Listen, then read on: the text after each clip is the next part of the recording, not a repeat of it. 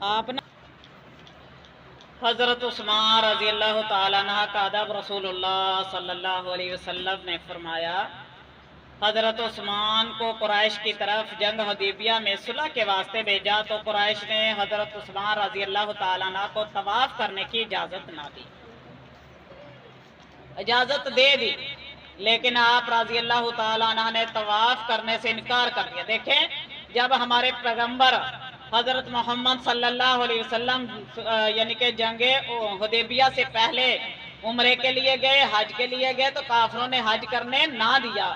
اس سے اگلے سال حضرت عثمان رضی اللہ تعالیٰ عنہ حج کرنے جاتے ہیں تو انہوں نے کہا کہ آپ حج کر سکتے ہیں، طواف کر سکتے ہیں، تو حضرت عثمان رضی اللہ تعالیٰ عنہ کو طواف کرنے کی اجازت دے دی،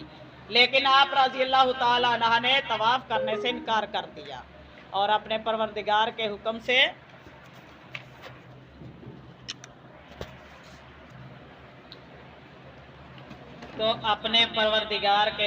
یا ایھا الذین آمنوا لتقدموا بین اللہ ورسولہ، اور اپنے آقا نامدار صلی اللہ علیہ وسلم کے ادب و تعظیم کو مد نظر رکھ کر ارشاد فرمایا، میں ہرگز طواف نہ کروں گا جب تک رسول کریم صلی اللہ علیہ وسلم طواف نہ کریں۔ دیکھیں حضرت عثمان رضی اللہ تعالیٰ عنہ نے کیا فرمایا کہ میرے نبی جب تک طواف نہ کریں تو میں طواف نہیں کروں گا، کیونکہ کافروں نے جب نبی ساتھ تھے تو طواف کرنے سے روک لیا، جب حضرت عثمان اکیلے گئے تو کہنے لگے آپ طواف کر سکتے ہیں، تو انہوں نے دیکھیں وہ نیکی کرنا نہیں کی، کیوں نہیں کی کہ میرا نبی میرے ساتھ نہیں ہے، جب میرا نبی میرے ساتھ تھا اس وقت تو انہوں نے کرنے نہیں دیا، میں نہیں کروں گا۔ حضرت عثمان رضی اللہ تعالیٰ عنہ نے افضل ترین عبادت یعنی طواف کعبہ سے حضور صلی اللہ علیہ وسلم کی رعایت ادب کو افضل جانا، اور یہی حق مصطفیٰ صلی اللہ علیہ وسلم ہے، کوئی عبادت حضور صلی اللہ علیہ وسلم کی رعایت ادب کے برابر نہیں۔ حضرت عثمان بن عفان کا ایک اور انداز ادب رسول اللہ صلی اللہ علیہ وسلم، حضرت عثمان بن عفان رضی اللہ تعالیٰ عنہ سے مروی ہے، انہوں نے کہا کہ میں اسلام میں چوتھا شخص ہوں اور میرے نکاح میں رسول اللہ صلی اللہ علیہ وسلم نے اپنی 2 صاحبزادیاں یک کے بعد دیگر میرے نکاح میں دی ہیں، اور حضور صلی اللہ علیہ وسلم کے دست مبارک سے ملایا ہے۔ اس دن سے میں نے اپنی شرمگاہ کو یعنی کہ اللہ کے نبی کا جب ہاتھ سے مل گیا تو میں نے اس ہاتھ کو یعنی کہ جیسے استنجا کر لیتے ہیں، تو حضرت عثمان نے کہا میں نے اس سے استنجا نہیں کیا اس ہاتھ سے جو ہاتھ میرے نبی کے ہاتھ کے ساتھ لگا، اتنا ادب تھا۔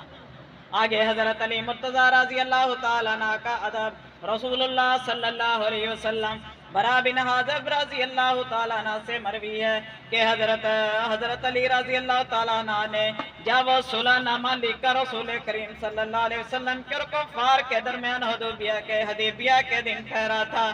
جس میں یہ عبارت تھی ھذا ما کتب علیہ محمد رسول اللہ، تو مشرکین نے اعتراض کیا کہ لفظ رسول اللہ نہ لکھا جائے،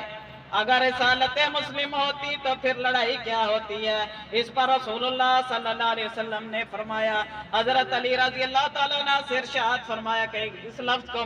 مٹا دو۔ انہوں نے عرض کیا کہ میں وہ شخص نہیں ہوں جو اس لفظ کو مٹا سکوں، لیکن لہذا خود حضور سرور کائنات صلی اللہ علیہ وسلم نے اس کو مٹا دیا۔ جنگ خیبر سے واپسی پر منزل صبا پر رسول کریم صلی اللہ علیہ وسلم نے نماز اثر ادا فرمائی، اور حضرت علی رضی اللہ تعالیٰ عنہ جماعت میں شامل نہ ہو سکے، تو آپ صلی اللہ علیہ وسلم نے نماز سے فراغت کے بعد حضرت علی رضی اللہ تعالیٰ عنہ کے زانوں پر سر مبارک کر آرام فرما رہے تھے اور سو گئے۔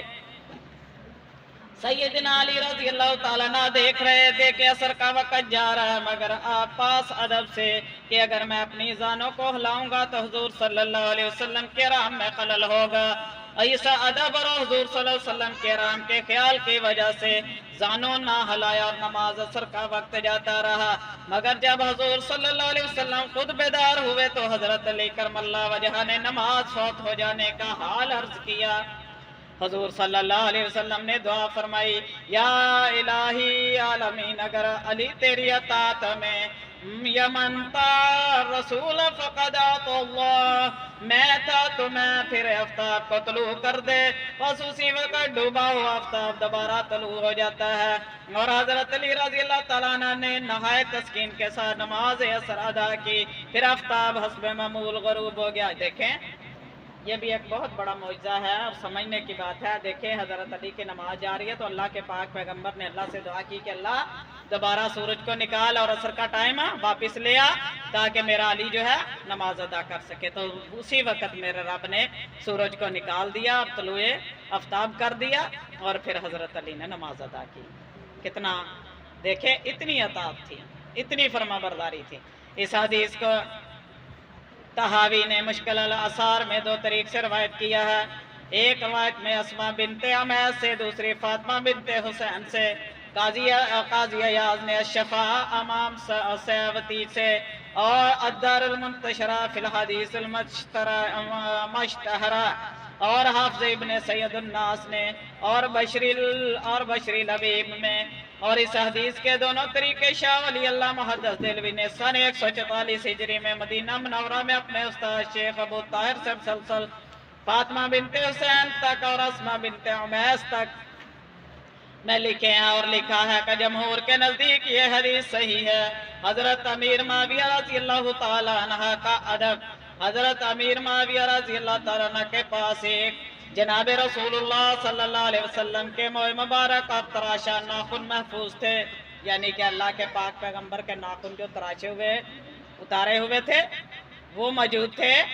اور جب وہ مرنے لگے تو وصیت کی کہ یہ چیزیں میرے منہ اور میری آنکھوں میں رکھ دینا اور پھر میرا معاملہ ارحم الراحمین کے سپرد کر دینا۔ ماشاءاللہ۔ حضرت عباس رضی اللہ تعالیٰ عنہ کا ادب، رسول کریم صلی اللہ علیہ وسلم، حضرت عباس رضی اللہ تعالیٰ عنہ سے سوال کیا گیا کہ آپ بڑے تھے یا رسول اللہ صلی اللہ علیہ وسلم؟ عمر میں بڑے تھے؟ آپ نے فرمایا، حضرت عباس رضی اللہ تعالیٰ عنہ نے جواب دیا کہ حضور صلی اللہ علیہ وسلم بڑے تھے اور ولادت میری پہلے ہوئی تھی۔ حضرت ثبات رضی اللہ تعالیٰ عنہ کا ادب، رسول کریم صلی اللہ علیہ وسلم، ابی حویرث سے روایت ہے کہ عبد الملک بن مروان نے قباس ابن الشیم رضی اللہ تعالیٰ عنہ سے پوچھا کہ تم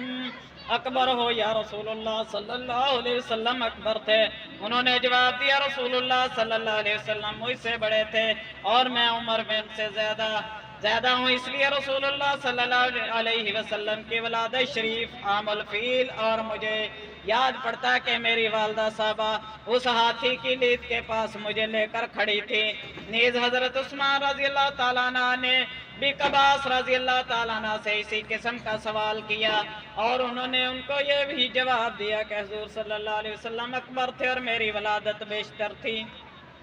وآخر دعوانا الحمدللہ۔